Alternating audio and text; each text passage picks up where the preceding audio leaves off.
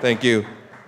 Um, Happy to be here. Just to get an idea of who's in the audience, raise your hand if you've worked for a startup.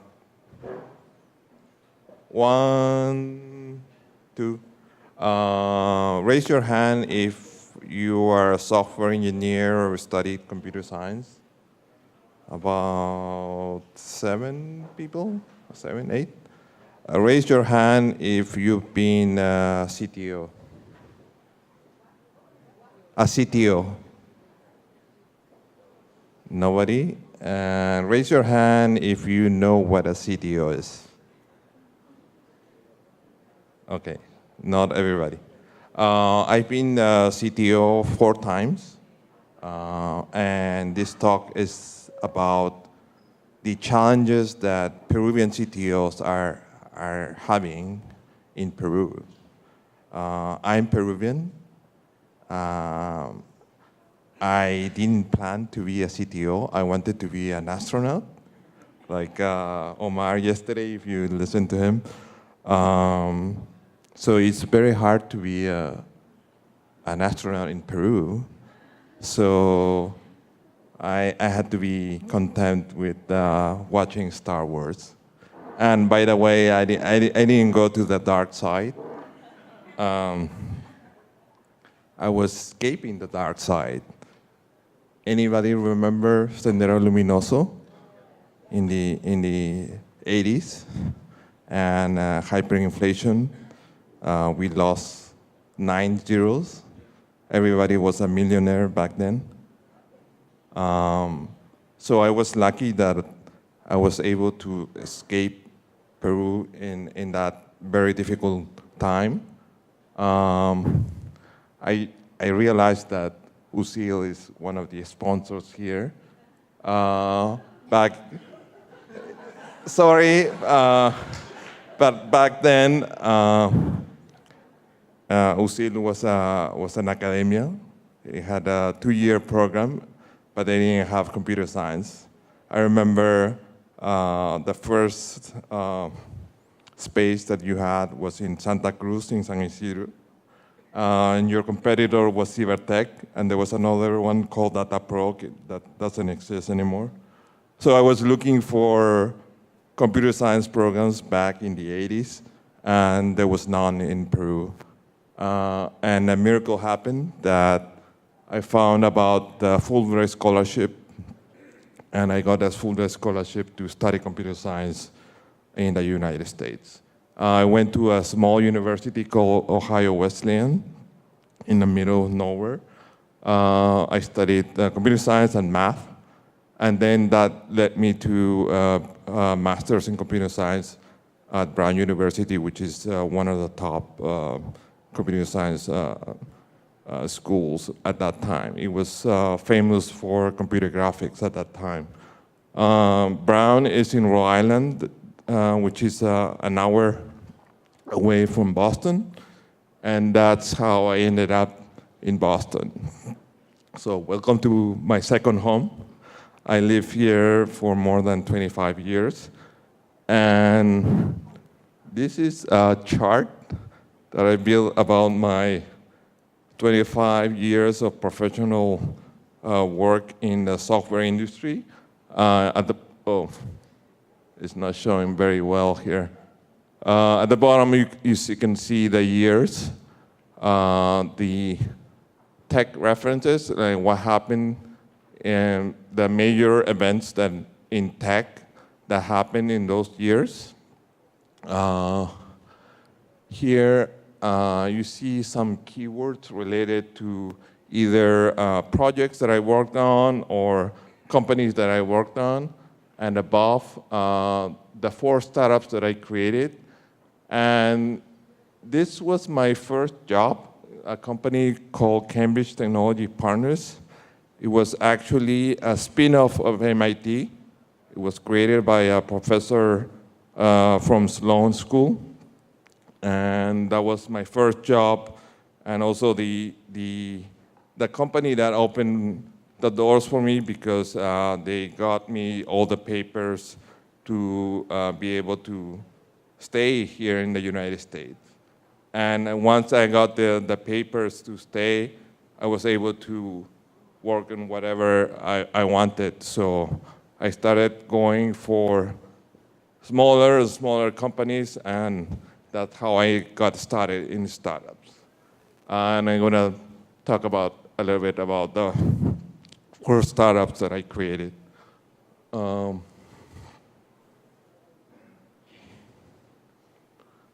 So I created 4 startups. Well, the first one wasn't created by me, but it was I inherited a system that was a virtual assistant. So virtual assistants were invented recently. So this was back in 1998. So I was the engineer who converted that virtual assistant to a web assistant. So it was a system where you could recommend books and CDs, and this was before Amazon. And it used AI. So AI is not a recent thing. This actually was the second wave of AI. The first wave was back in the 80s, and then in the 2000s, and then now with deep learning.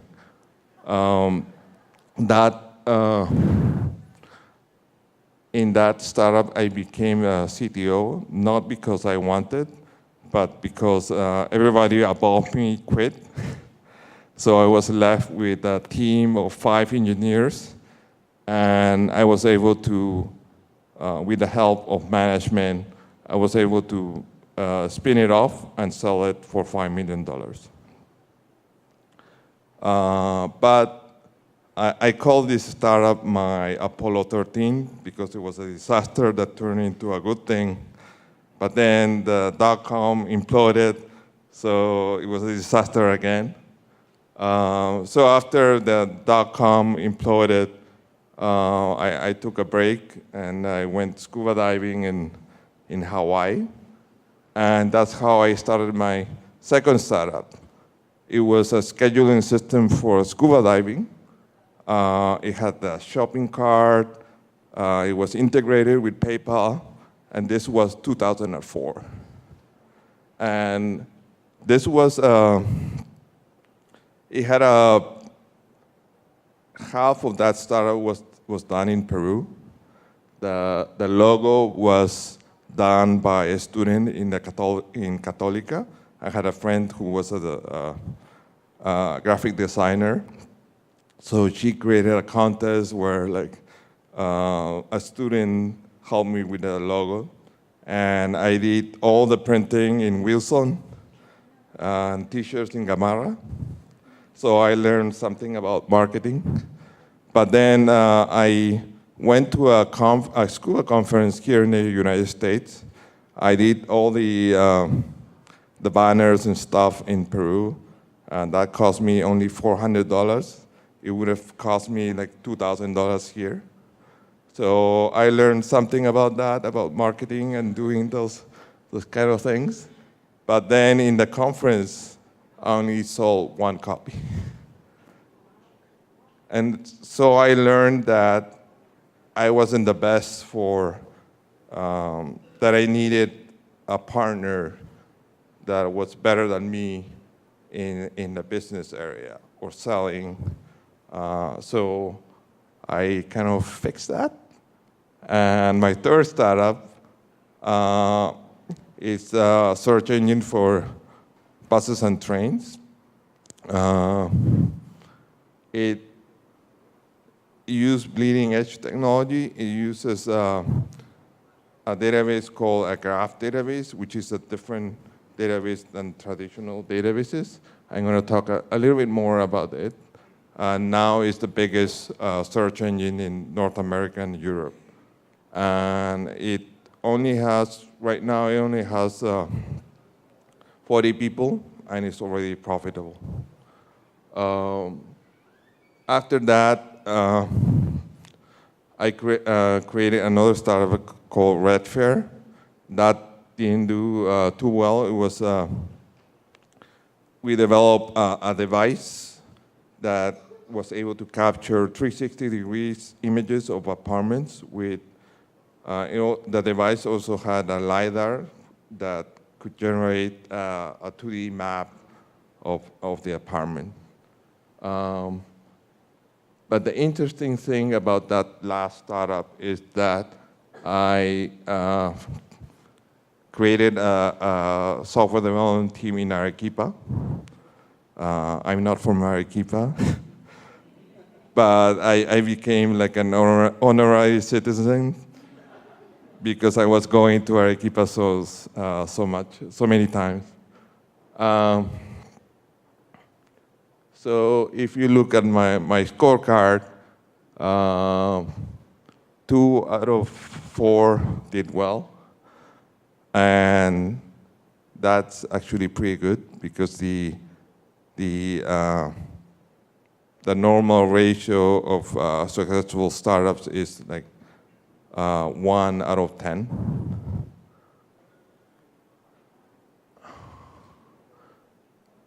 Oh, a little bit more about Wanderu. This is Boston South Station. This was a campaign that happened this year in January. I encourage you to download the app. Sorry for the shameless plug, but if you travel to New York or anywhere in the U.S. Or after this conference, I encourage you to download the app. This is a picture of the Wanderu team back in January of 2015. Here I am with my big head. This was after a trip that I did to Peru, and after that trip, I bought CTOs for all the team. So they're wearing Peruvian CTOs. So when you use the app, you'll know that there's a secret Peruvian sauce in that app.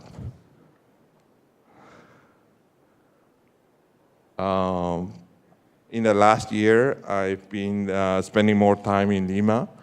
I was in a program that Charlotte is going to talk about called the Entrepreneur in Residence.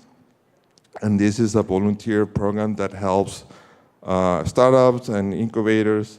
And this is a picture of our so-called EIR mafia. I was the first EIR. So I was the granddaddy of EIRs. There were other EIRs. One guy came from Czech Republic, another Prezi who is here, she came from Canada, and Sergio from Colombia. I'm doing consulting for Huayra. Jaime is here, he's gonna give another talk. And also advisor to 2 startups in the US, one in New York and another in Boston. One is about on-demand buses, and the other is about blockchain and real estate. So let's talk about Peruvian CTOs.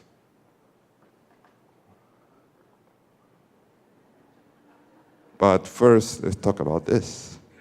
Anybody knows whose painting is this? Yes. This is Paul Gauguin's Where Do We Come From? What are we? Where are we going?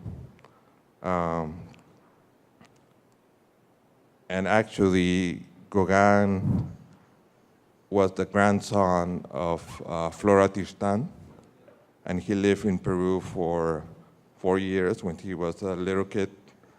So there's a Peruvian secret sauce in this painting as well. The reason I put this painting is if we want to have more CTOs or better startups, we have to look at our history. we have to know what we are to be able to know where we're going. So I put this picture again, and this time I put the Peruvian history next to it. Internet access was only available in 2004. I remember, I don't know if you remember the cabinas telefónicas. You have to pay like 2 soles for an hour of internet. So that was 2004. So most people miss the dot-com era. When I talk about the dot-com era, most people in Peru don't know about it. Oh, by the way, this red line is the NASDAQ, so it's the stock market. So you see in the 2000s how it went up like really high, and it took another 15 years to recover to the same place.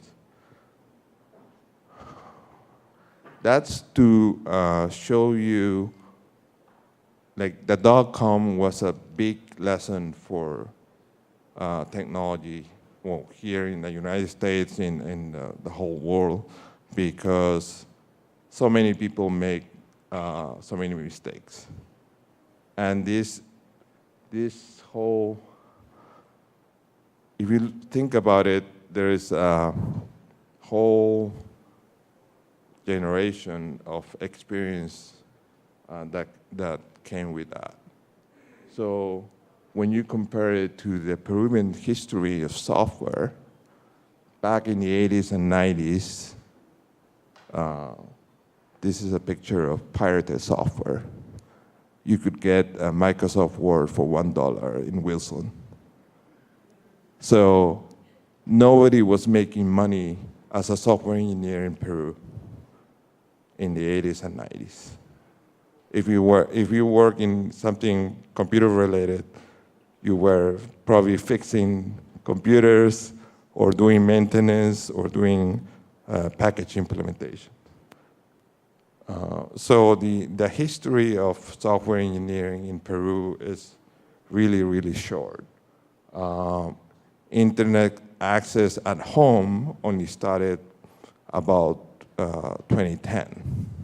So that's only like 8 years of history, and today most people have, at least in Lima, most people have a smartphone with internet access. Also, at the bottom here is showing the waves of technology. I call this during the 90s, it was more enterprise focused, and then with the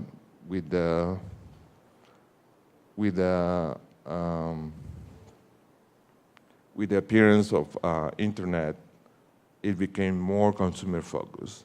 And now I call the recent advancements in machine learning and blockchain, that's gonna lead to an agent-based era where programs can do things on our behalf.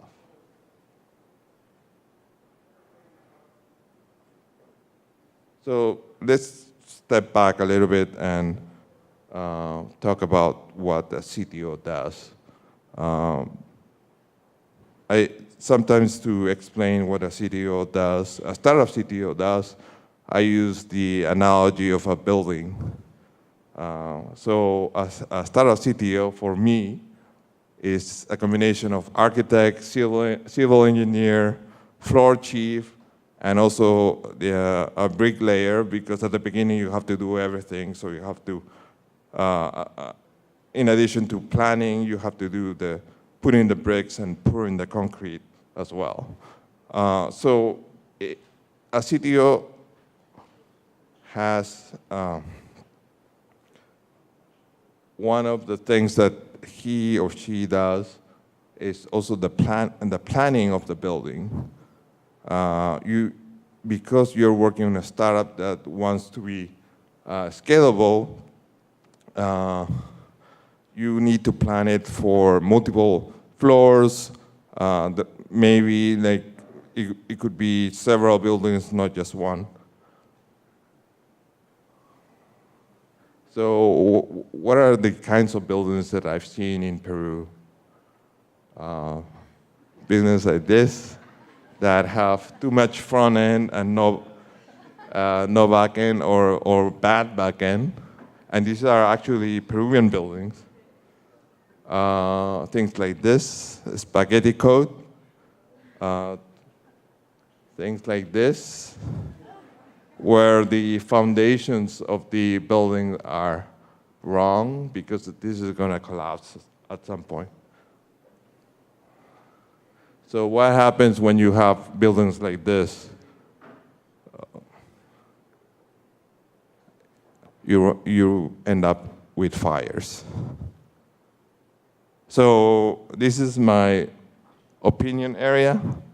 And the challenges that CTOs are facing in Peru are, I have 4 categories: mindset, ecosystem, education, and economics.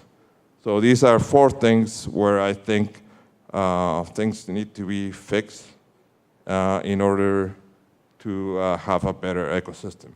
So let's start with mindset.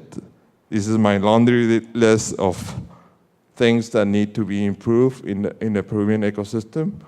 The management culture in Peru, I would say that still has vestiges of colonialism. You see CTOs ordering everybody. That's like a plantation owner ordering everybody what to do. So that's more like a command and control style of management, and that doesn't work in startups. You need a more egalitarian system where the CTO is at the equal level as the CEO. Also, one thing that I learned here in the US is to question everything, even your professor. And in Peru, that doesn't happen. You follow what other people tell you what to do. Peruvians have a difficulty recognizing their mistakes. In English, you have this saying of "my bad." In Spanish or Peruvian, you say, fue él, yo no fui. No, you're bad, yeah. So also in general, tech talent is not valued in Peru, and you can tell that by the salaries that they made compared to the rest of the world or compared to the US. Here in the US, if you have more tech people in your startup, your value is higher. I call this methodology fluff. Peruvians like recipes, and they think that if you follow this recipe, your startup is going to be successful. So if you follow Agile or Scrum or Lean Startup or design thinking, you think that your startup is going to be successful. It's not. They're only tools. So let me move to the other categories. Ecosystem. The ecosystem in Peru is really, really young and tiny. We don't have a history of people who has already done startups, so it's very difficult to find investors and mentors that have that experience. And you need that to build startups. You can only, you don't need, a team by itself cannot build a startup. You need the help of mentors, and you need the help of investors that push you in the right direction. There aren't any examples of successful exits in Peru yet. So really successful. And I have a criticism about corporate Peruvian corporations, that they don't have the right culture and they don't serve as a training ground for people that eventually work for startups. For example, they don't use open source. They're still using Java and PHP and package applications. And they don't start things from scratch. So next, education. It's been talked about. We need more CS in high school, even primary school. The computer science programs just started in 2008. The first one was San Pablo, then UNSA, then UTEC, and I hope that UCIL also has a computer science program. And one of the things that is very different here in the US than Peru is that here the programs are more multidisciplinary, so you learn things other than your major. So for example, I was a major in computer science and math, but I also took accounting classes, almost minor in accounting. So I didn't do anything with the accounting, but eventually I was able to understand the balance sheets and income statements. So that was useful later on in my startup career. And also we need more collaboration. Like universities need to collaborate with other universities. Economics, CTOs are usually in Peru, they're not co-founders, meaning that the CEO owns most of the company and everybody else gets a very small share. And the concept of stock option pools is not practiced in Peru. Here in the United States, everybody gets options or stocks. Even the person who cleans the bathroom gets stock options as well. Tech people are paid very little compared to the global standards. And in Peru, the most talented software engineers either go to Google, are here, or they work remotely for foreign companies. I know like 20 or 30 people in Arequipa that work remotely being paid really well, like 3 or 4 times the rate that they pay in Peru. So, in summary, as an ecosystem, we need to absorb those fires. We need to learn to absorb those fires, and they're gonna happen for the startups and also for the incubators. Like some of them are gonna fail, and we need to get ready. We need to brace, because that's gonna happen. And that's how as an ecosystem you learn, and eventually you reach to the Empire State. So with that, I conclude with this saying from Uncle Confucius that study the past and you'll divine the future. Thank you very much.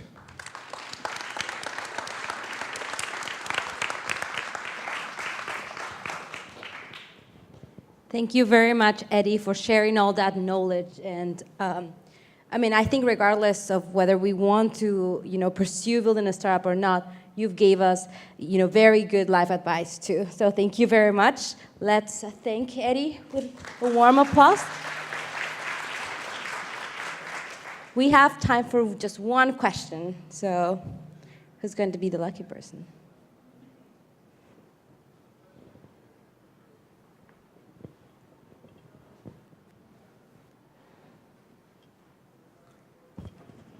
Hi, Eddy. Congratulations for your career. One of the things that make that technology is more appreciated and has more value is when you have CEOs that were CTOs, when the CTO takes the place of the CEO. So I wanted to know what are the challenges for a CTO to become the CEO of a company and change this reality? Yeah. So at least I can speak for myself. You have to give it. You have to be given the chance to be in a position of leadership. So somebody has to let you make the decisions. So, for example, to pick your tech stack. Sometimes, in a lot of times in Peru, even the CEO picks the tech stack because of whatever. Maybe the CEO doesn't let or doesn't trust or doesn't let the decision making be done by a software engineer. So you have cases like that you don't let the decision making being done by the technical people. Here in the US, it's common to a tech person rise to the top or be a tech lead. In Peru, that's not the case. Thank you very much, Eddy. I'm sure you can answer other questions during lunchtime. Thank you so much.